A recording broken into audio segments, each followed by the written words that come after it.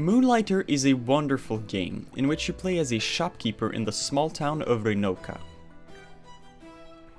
Adjacent to the town are dungeons you'll have to explore, defeating monsters and collecting loot.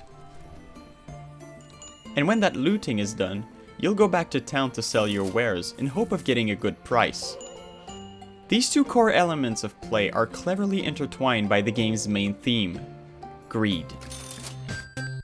Welcome to the Game Dev Pantry, a series where we explore multiple aspects of game making. Moonlighter borrows elements of roguelites by using procedurally generated dungeons and harsh failing consequences. That being said, it also shifts away from the roguelite formula to make it more accessible and less punishing. A great example of that is the Merchant's Pendant, an item that allows the player to safely quit a dungeon at any point in exchange for a small amount of gold. This, of course, also means that the player will lose all of their progress within that dungeon, and with it, the potential for more gold. This mechanic changes the roguelite paradigm from trying to go as far as possible to something entirely new. Instead, the game asks the player how far they're willing to risk it all, how far their greed will take them.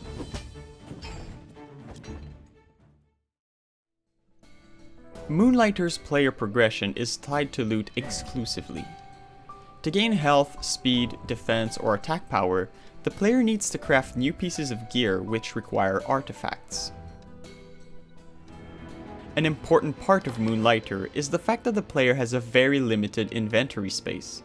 So in other words, the player will have to constantly make choices about what to keep and what to throw away. The more frequent items can be stacked in greater numbers, while the more valuable item will not be so easy to carry. And this feeds into the push your luck dynamic of the game. The inventory system also comes with its own lot of unique challenges. One of them is the curse system. Some artifacts come cursed, which can mean a number of things. One curse hides the artifact form as long as the player is in the dungeon. Another curse allows the player to immediately send a slot of items back to the shop chest, making sure they are safe. A third one would destroy an item after being hit too many times in combat.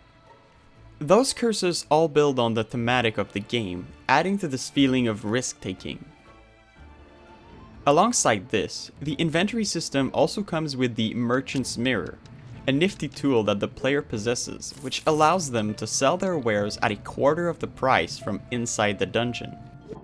This is great because once again, the player sacrifices current gains for the chance of future, more valuable artifacts. These challenges and the overall complexity of the inventory management makes for a really interesting part of the game.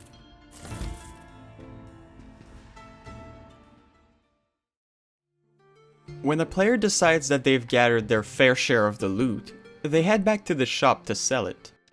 That is where the shopkeeping system comes into play. The player will have to manually set the price of their artifact stats to sell them to customers.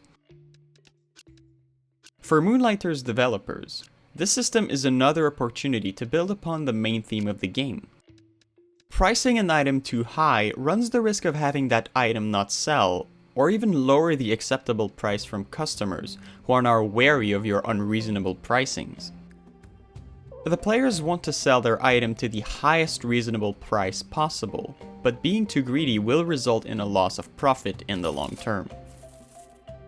Once a player has pinpointed the highest acceptable price for a specific artifact, they can simply sell it for that price in the future.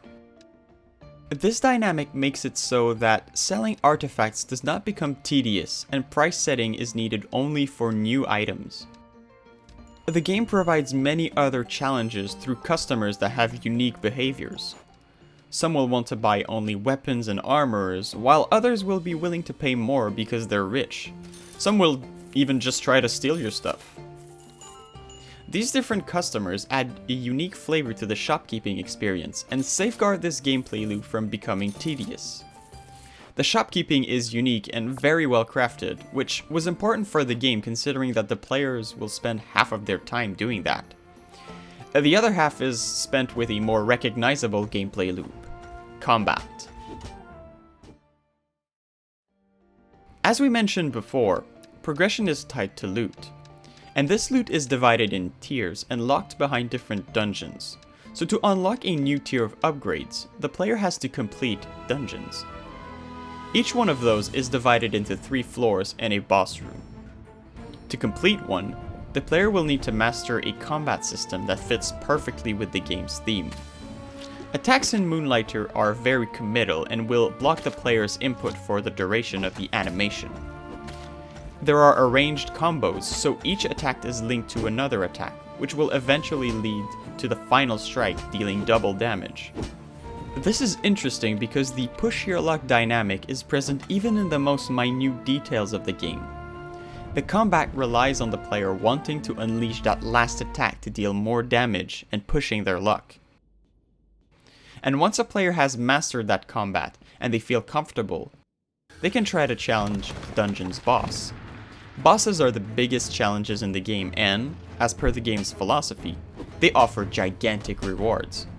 In fact, bosses will drop the most valuable artifacts a dungeon can offer. When they're defeated for the first time, the player will gain access to a new dungeon with tougher enemies, but of course, more valuable loot.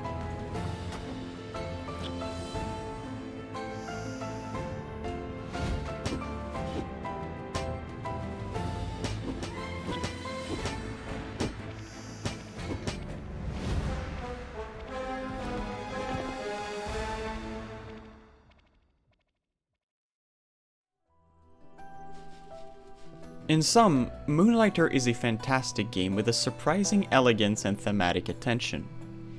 It's a game that feels incredibly cohesive and in which game design decisions feel oriented towards a singular goal, exploiting humans' greedy nature to create fun. Thank you again for joining us in this episode of the Game Dev Pantry. We've been exploring new video formats and formulas for the past year, and you've all been very supportive. We appreciate you very much. If you want to support us, please share our content, like, and subscribe. We would also like to extend our thanks to our patrons for sticking with us, and if you want to join them, you can click on the link in the description.